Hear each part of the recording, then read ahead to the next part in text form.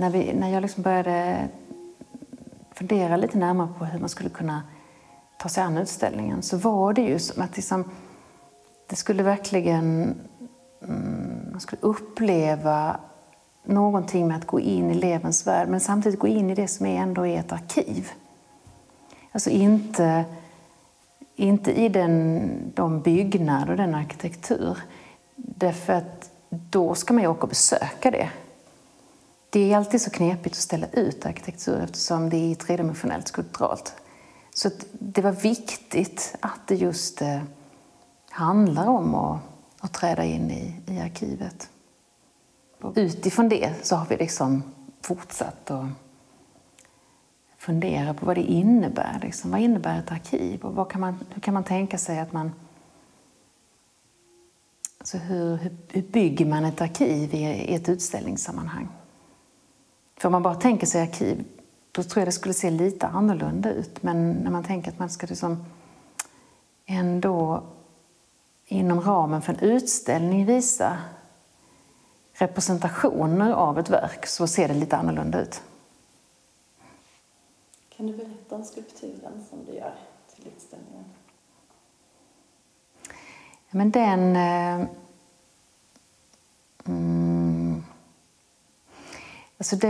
jag började ju som sagt att fundera mycket på elevens värld.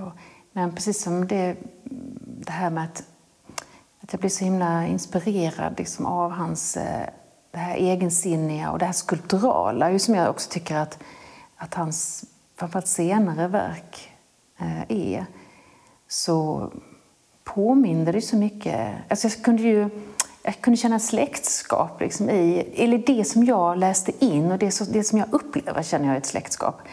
Så egentligen, så, även om det tog sin utgångspunkt i eleven, så var det ju ändå så att det var ju min värld som jag trädde in i och som jag på något vis lät mig inspireras av elevens värld. Och det som jag på något vis känner mig väldigt hemma i. Så det var ju mycket det att arbeta fram den här skulpturen i relation till det rummet, det här fönstergalleriet. Och hur det liksom är att träda in i det rummet och att möta den här skulpturen. Och att besökaren kommer ju att erfara och uppleva skulpturen med sin egen kropp.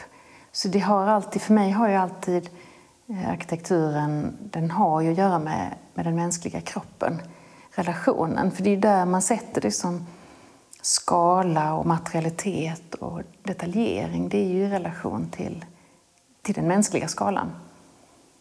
Så det var väldigt viktigt liksom, att skulpturen har det förhållningssättet. Och sen handlar det ju mycket om, tror jag, det är alltid svårt att sätta ord på det det som kommer liksom till den. Men det är ju mycket det här med överlagringar. Och jag har ju jag har ju alltid snöat in väldigt mycket på trappor. Så att jag läser ju, så jag utgår ofta från den här från trappan på ett eller annat sätt. Och då är det inte den trappan som kanske du och jag går i när jag rör oss mellan 2 våningsplan, utan mer att vad det innebär att både fysiskt röra sig vertikalt, men också existentiellt, psykologiskt, socialt. Jag tycker trappan är någonting som kan beskriva och iscensätta så många lager i vår existens. Jag tycker det är väldigt spännande att jobba med. Men eftersom jag jobbar då med det skulpturala och det arkitektoniska, så tar det ju sig liksom ett fysiskt uttryck. Och just i den här skulpturen så är det mycket med de här överlagringarna, samtidigt som man låter då de mötas på ett sätt där också mellanrummet mellan de här, det är 3 stycken delar, så där de möts och flätar samman, där plötsligt börjar de ju också interagera med ljuset. Jag som ju då jobbar, som intresserar mig mest för den undersökande arkitekturen och intresserar mig för när den ofta gränsar till skulptur eller till ett konstnärligt uttryck. Jag kan ofta tycka att färdiga byggnader är rätt så oinspirerande. Det är rätt så spännande att gå och titta på byggen liksom, när det byggs, för då håller det fortfarande någon slags strukturell, materiell, konstruktiv form. Men när det är färdigt är det ofta rätt så trist, tycker jag. Men Lewerentz då, han har ju verkligen det där att även den färdiga byggnaden liksom vittnar ju om nyfikenheten och modet att göra någonting som är någonting annat, eller som jag tänker är han. Och det är ju superinspirerande. För om man som jag gärna vill strunta i konventionerna eller liksom ge mig ut på min egen väg, då är det ju fantastiskt om jag kan tycka mig liksom se det hos någon i ett verk. Det är ju jätteinspirerande. Jag tror att jag skulle beskriva honom som väldigt lekfull och väldigt modig och såklart väldigt liksom skicklig. Men det säger sig nästan själv. Men just det där, men väldigt lekfull. Jag tycker han är liksom, han vågar testa. Han testar material och han testar detaljer. Och inte minst så vågar han ju utforska liksom rumsligheter som jag tänker nog var något annat där på 60-70-talet. Även om många av kommande byggnationerna under 70-talet blev ju lite mer inåt med oljekris och mindre fönster och så. Men alltså de här kyrkorummen tänker jag framförallt på, de är ju väldigt liksom introverta på ett väldigt fint sätt. Ibland kan man tycka att det introverta skulle vara liksom, ha liksom någonting liksom tungt över sig.